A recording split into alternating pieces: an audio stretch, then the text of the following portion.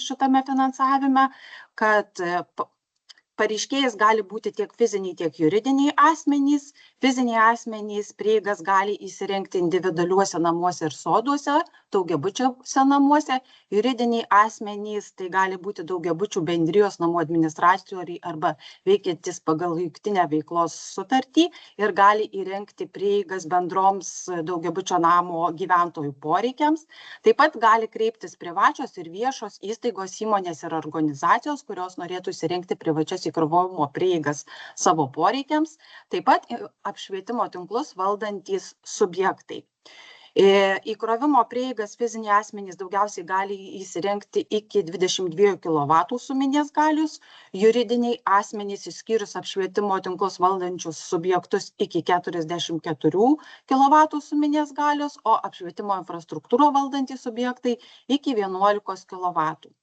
Finansavimas taip pat pagal atskiras pareiškėjų grupės, kaip matote, skiriasi, tai jisai skaičiuojamas ne nuo realių patirtų išlaidų, o nuo patvirtinto fiksuoto įkainio. Ir tas fiksuotas įkainis, kaip matyt žinote, dažnai susideda iš dviejų dalių, tai yra įrangos įsigijimo ir įrengimo kaštų. Ir nuo to priklauso, kokia finansuojama suma gali būti. Šiuo atveju lentelėje, kaip matote, pateiktam vidutinė ta suma, kuri gali būti. Kai kuriems juridiniams asmenims, kurie negali susigrąžinti PVM, jie gali teikti ir prašyti kartu su PVM. Tai tokiu atveju aš kitoje skaidrėje detaliau aptarsiu, kas galėtų kreiptis ir prašyti finansavimo kartu su PVM. Fiziniams asmenims PVM nėra tinkamas. Iš karto galiu pasakyti, tai bus aptariama tik tai dėl juridinių asmenų. Tinkamos išlaidos, kas yra svarbu, kad trečiame etape, jau kaip jums ir žinoma, galima teikti paraišką kartu su mokėjimo prašymu, bet tik tai tokiu atveju, kai išlaidų tinkamumo laikotarpis yra nustatytas ir kai teikia tie, kurie neprašoma valstybės pagalbos arba prašoma nereikšmingos valstybės pagalbos, tai yra kreipiamasi pagal de minimis reglamentus. Tai fiziniams asmenims, daugiabučių bendrijoms ir apšvietimo tinklų infrastruktūrai, tokiu atveju išlaidos yra tinkamos nuo 23 metų balandžio 1 dienos, o įmonėms, kurie gali kreiptis finansavimo pagal de minimis reglamentus, nuo 24 metų Liepos 1 dienos. Ką tai reiškia, kad tokiu atveju tiek įsigyta įranga ir išrašytas įrengimo aktas, jie negali būti ankstesnės datos nei ši data. Tuo atveju, kai kreipiamasi paramos pagal bendrąjį bendrosios išimties reglamentą, tai išlaidos yra tinkamos po tik tai paraiškos pateikimo. Tai kitaip tariant, kad negali būti nei sąskaita tokiu atveju, nei montavimo aktas išrašyta ankstesnė data, nei buvo pateikta paraiška. Ir ką labai svarbu atkreipti dėmesį, kad kvietimuose jūs matysit, kad yra galimybė įsirengti ir pratęsimo terminas, tačiau kadangi projektas turi būti įgyvendintas laiku ir neplanuojama jo pratęsti, nes tokie yra nustatyti ES reikalavimai, tai šiuo atveju tiek prieigos, tiek mokėjimo prašymai turi būti pateikti ne vėliau kaip iki 26 metų sausio 31. Tai, kad ir buvo numatyti galimi pratęsimo terminai, realiai jų jau nebeliko ir kaip matome, kad įrengimui tas laikas nėra ilgas, nes jau šiai dienai turime vasario 12 dieną. Plačiau, ką norėtųsi aptarti, tai kokius dokumentus, nes matyt pati paraiškos forma jau ten ištobulėjo ir nėra sunkiai užpildoma, tačiau dažniausios klaidos yra, kad yra pateikiami ne visi dokumentai kartu su paraiška ir mokėjimo prašymu. Tai su paraiška labai svarbu, kad būtų pateikta pareiškėjo deklaracija ir būtinai pasirašyta ir nei vienas laukas tos deklaracijos neišimtas.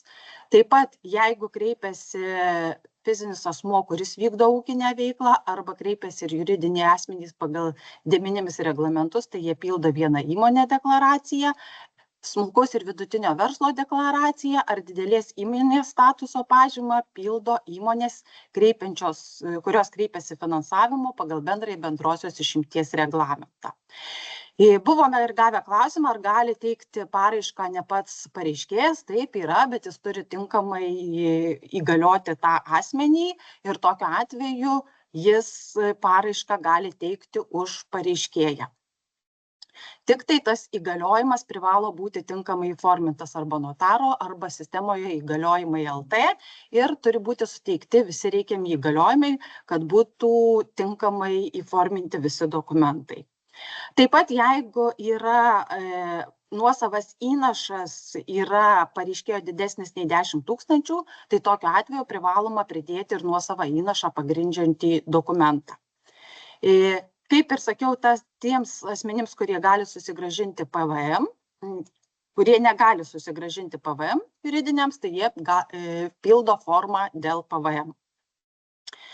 Ir kadangi galima kartu teikti kai kuriais atvejais ir mokėjimo prašymą, tai labai svarbu, kad kai teikia kartu paraišką ir mokėjimo prašymą, kad stotelė jau turi būti, aišku, įrengta ir turėti visus kartu su mokėjimo prašymu pridedamus dokumentus.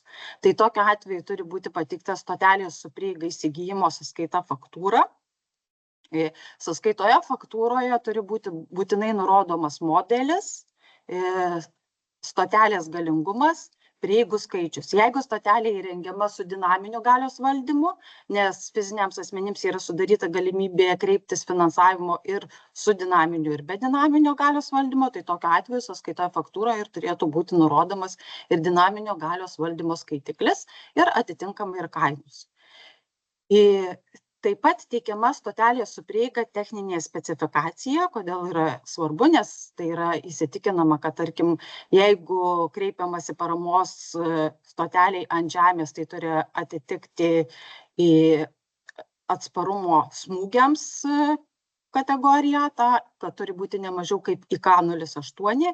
Jeigu statoma stotelė lauke, tai turi būti atspari drėgmei ir dulkėms ir turi atitikti ne mažiau kaip IP54. Kas svarbu, kad dar juridiniams asmenims tai yra būtinas įdiegti finansinio atskaitomybės funkcionalumas ir jis turi būti kaip tas protokolas ne mažesnis kaip OCPP 1.6. Ir kas svarbu, kad dažnai būna netgi nepridedamas stotelės įrengimo montavimo aktas, nes sąskaita faktūra tai rodo, kad tas daiktas buvo įsigytas, o įrengimo ir montavimo aktas įrodo, kad ta stotelė ne tik kad buvo įsigyta, bet jinai ir buvo tinkamai sumontuota.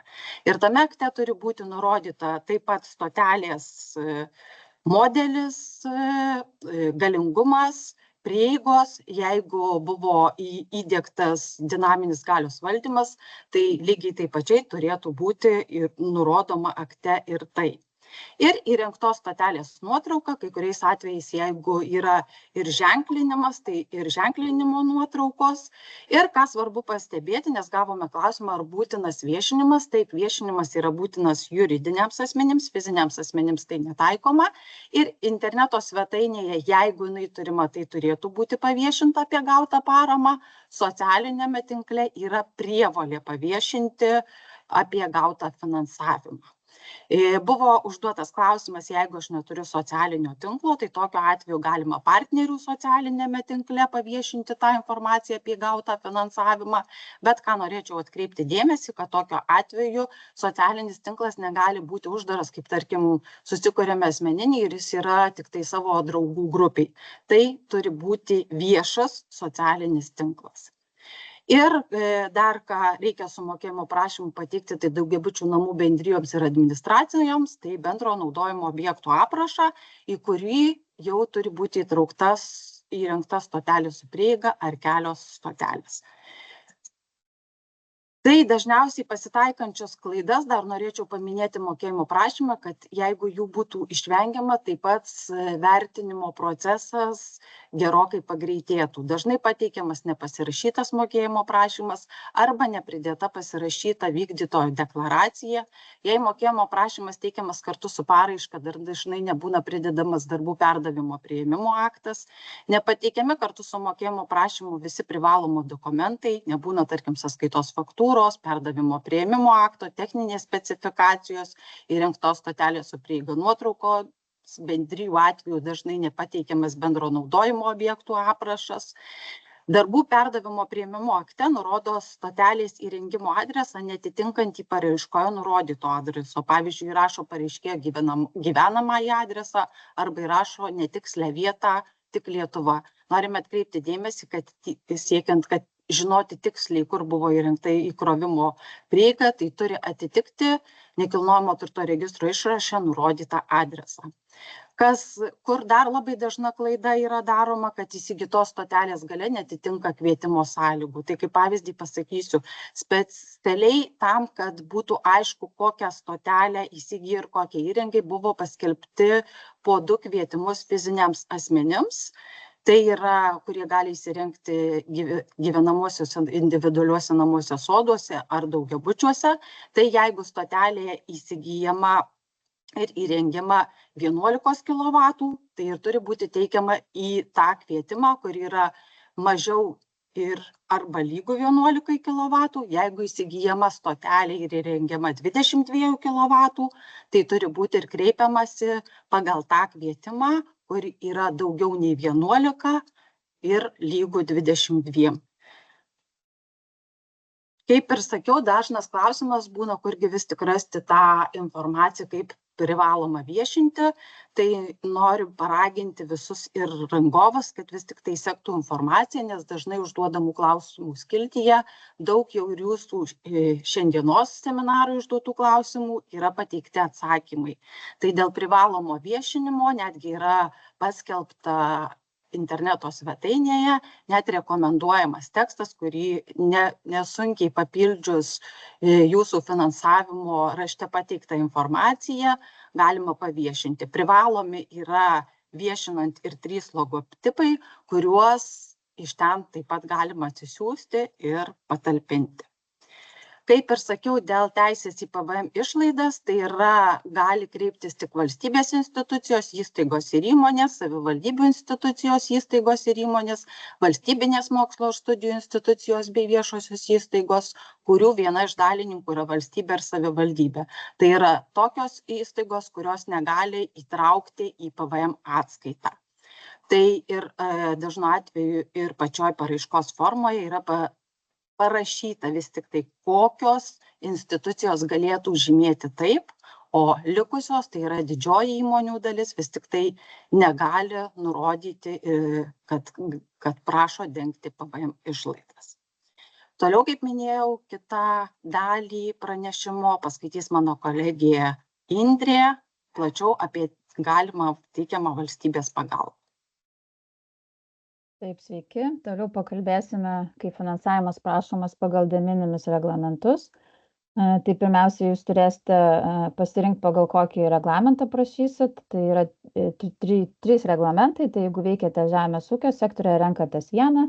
Jeigu veikiate žuvininkystės ar akvakultūros sektoriuje, renkatės kitą reglamentą. Ir jeigu kitose veikiate srityse, tai renkatės vykdau kitą ūkinę veiklą. Ir čia svarbu paminėti, kad bendra de minimis pagalbos suteiktos vienam ūkio subjektui per 3 metų laikotarpį suma neturėtų viršyti 300 000 eurų. Jeigu veikiate žemės ūkio sektoriuje, ši riba neturėtų viršyti 50 000 eurų. Ir jeigu veikiate žuvininkystės, akvakultūros sektoriuje, tai ši riba neturėtų viršyti 40 000 eurų per 3 finansinių metų laikotarpį. Pasitikrinti, ar neviršita de minimis pagalbos suma, galima kvoti sistemoje. Štai dešinėje pusėje matote nuorodą, kur tai galite padaryti. Ir toliau pasirinkę de minimis reglamentą turėsite užpildyti vieną įmonės deklaraciją, kur įrašysite pildymo datą, deklaruojančios įmonės pavadinimą arba fizinio asmens vardą pavardę, deklaruojančios įmonės kodą arba fizinio asmens kodą. Taip pat įrašysite visas susijusias įmonės ir būtinai reikia šią deklaraciją pasirašyti. Štai skaidrėje jūs matote ištraukas iš vienos įmonės deklaracijos. Kas tai yra viena įmonė ryšiai susijusios įmonės, tai galėsite rasti aprašymą ir pačioje deklaracijoje, taip pat šioje skaidrėje galite pasiskaityti. Svarbu paminėti, kad įmonė yra bet kuris ekonominę veiklą vykdantis fizinis ar juridinis asmuo, nepaisant jo teisinio statuso ir finansavimo būdų. Ir ES teisingumo teismas yra išaiškinęs, kad bendrovės kontrolinį akcijų paketą turintis subjektas, kuris efektyviai kontroliuoja šią bendrovę tiesiogiai ir netiesiogiai dalyvaudamas jos valdyme, turi būti laikomas dalyvaujančiu šios bendrovės ekonominėje veikloje ir atitinkamai laikomas įmonė. Toliau pakalbėsime, kai finansavimo prašoma pagal bendrąjį bendrosios išimties reglamentą, tai trumpai tiesiog, kad pagal šį reglamentą pagalba neteikiama sunkumų patiriančioms įmonėms, taip pat kai pareiškėjui yra išduotas vykdomasis raštas sumoms išieškoti pagal ankstesnį Europos komisijos sprendimą, ūkio subjektams vykdantiems veiklą žuvininkystės ir akvakultūros sektoriuje ir kai valstybės pagalba neturi skatinamo poveikio. Tai yra, kai su projekto veikla susiję darbai yra pradėti vykdyti prieš pateikiant paraišką. Todėl, jeigu jūs prašote finansavimą pagal bendrąjį bendrosios išimties reglamentą, tai jūsų projekto tinkamos išlaidos gali būti tik nuo paraiškos pateikimo dienos. Ir jeigu esate labai maža ar vidutinė įmonė, jūs turėsite tuomet pateikti RSVV deklaraciją, jos ištraukas matote taip pat skaidrėje. RSVV deklaracija pildoma yra vadovaujantis smulkiojo ar vidutinio verslo subjekto statuso deklaravimo tvarkos aprašu. Šį aprašą ir pačią deklaracijos formą jūs galite ir daugiau informacijos, jūs galite rasti štai skaidrės dešinėje pusėje esančioje nuorodoje. Ir čia svarbu paminėti, kad nustatant SVV subjekto statusą vertinami ne tik pareiškėjo, bet ir jo susijusių bei partnerinių įmonių, tai yra viso ūkio subjekto duomenys. Ir ūkio subjekto dydis vertinamas atsižvelgiant į darbuotojų skaičių, turto dydį ir metinę apyvartą. Ir šioje skaidrėje jūs galite pamatyti rėžius, kas yra laikoma maža įmonė ir vidutinė. Tai jeigu jūsų ūkio subjekte yra darbuotojų mažiau negu 10, jeigu metinės pajamos neviršė 2 milijonus eurų arba turto balansinė vertė neviršė 2 milijonus eurų, tai galima jūs laikyti labai maža įmonė. Taip pat įsivertinate, kas yra maža įmonė ir vidutinė įmonė. Na, jeigu jūs esate didelė įmonė, tai turėsite pateikti pažymą dėl didelės įmonės statuso ir susijusių įmonių duomenų, kurioje pažymoje nurodomas deklaruojančios įmonės pavadinimas, kodas, susijusios ir partnerinės įmonės bei susietumo ryšių paaiškinimas. Šią deklaraciją taip pat reikėtų pasirašyti ir čia svarbu atkreipti dėmesį, kad įmonė priskiriama didelė įmonė, jeigu 25% ir daugiau kapitalo arba balsavimo teisių tiesiogiai ar netiesiogiai turi valstybė ir ar savivaldybė. Šioje skaidrėje dar kartą norėsime priminti, kad mūsų puslapyje yra dažniausiai užduodamų klausimų skiltis, kur jūs galite rasti daugybę klausimų su atsakymais jūs dominančiais. Ir šioje skaidrėje matote visą jums reikalingą informaciją, norint pateikti paraišką ir mokėjimo prašymą. Ačiū už dėmesį. Tai dėkui kolegė ir tada